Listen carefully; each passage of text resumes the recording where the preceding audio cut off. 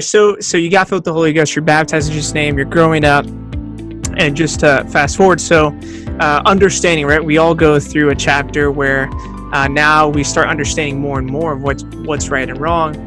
Being a young child that grew up in the church and with your parents mentoring you and others being there for you, how difficult was it getting for you personally, being that you at a young age got filled with the Holy Ghost and gave your life to Christ?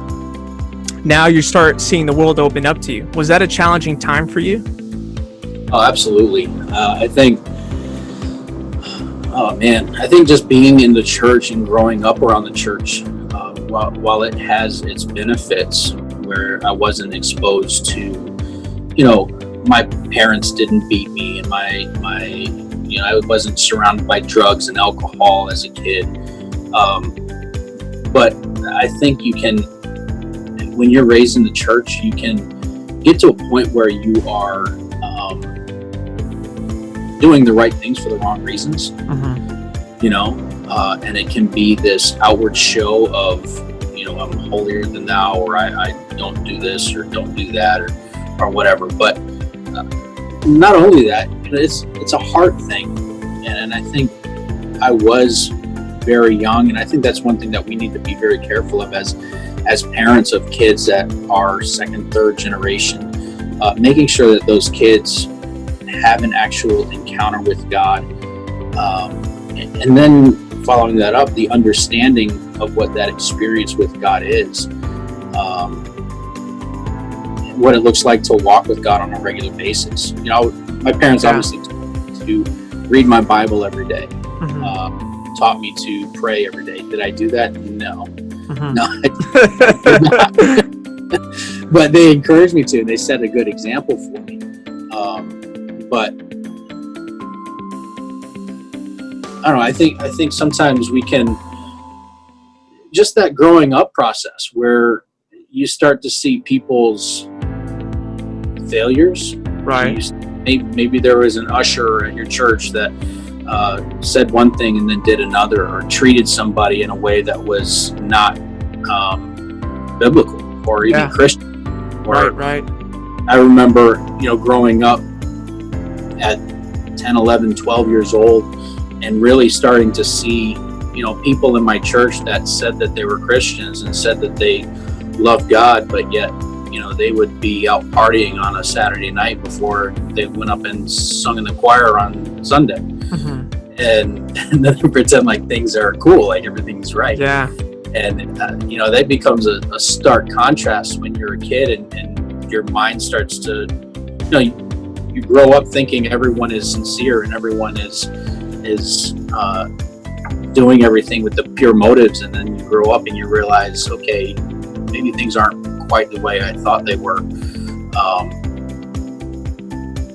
So I guess seeing some of that hypocrisy in saints in our church, and even some of our leadership. Not that our leadership was bad; it was just is a people issue. No matter what church you go to, you're going to have. You're going to see the inconsistencies in people. Yes. I guess that aspect of it did kind of mess me up.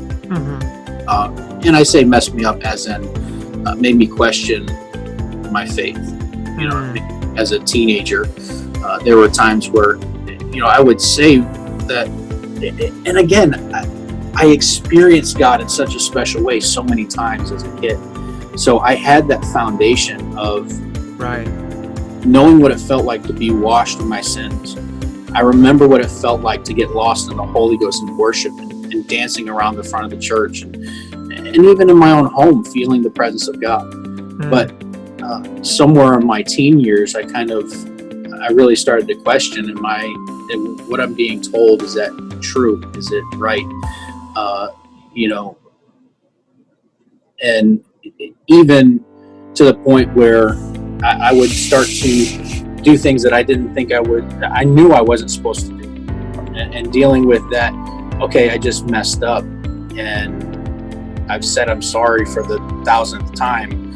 If I say that I'm sorry and I keep doing it, am I really sorry? Right. And then the tension of not wanting to be like those people that were the hypocrites, that I never wanted to be like. You know, I wanted to be somebody that was, you know, this, what I present is what I am. Yeah. You know, I think moving to Connecticut from Virginia at that point in my life I think that was pivotal to my coming back to the Lord. But yeah, even I guess I moved to Connecticut when I was 12. Mm-hmm. My dad got a job at Electric Boat, so he moved our family to Connecticut. We started going to the Heritage Christian School, which is the school that this church used to have. I'm actually at our church right now, in my office. But and just for people to know, what's the church you are currently at? Heritage United Pentecostal Church in Bristol, Connecticut. And it's pastored by Pastor David McDonald, right? Exactly. Yeah. But yeah, moving to Connecticut, I feel like at least the people that I was surrounded with were sincere in a way that I was refreshing, I guess. Right. At least from my perspective. You know, I don't know their hearts, but it seemed like those that didn't want to serve God simply didn't. You know. Mm-hmm. They weren't going to pretend like it. And I guess maybe that's a difference between you know, they call it Southern hospitality, which, you know, that's a real thing. There's really nice, sweet people.